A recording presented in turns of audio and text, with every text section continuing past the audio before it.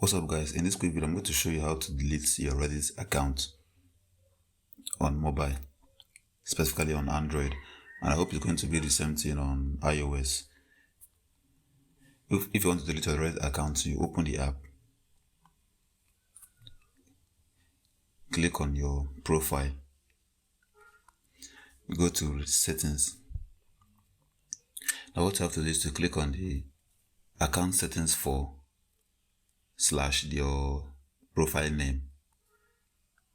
It's going to take you to your account settings. So what you have to do is to scroll all the way down. You're going to see where it says delete account. Are you sure you want to delete your account? You hit yes. You're going to click on your email to verify you want to delete your account.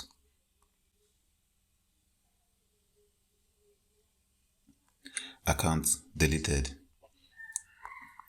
As you can see right here, your account was successfully deleted and your profile will no longer appear on Reddit. So this is how you delete your account in this trash social media site called Reddit. Anyway, that will be all for this video. See you guys in the next one. Peace out.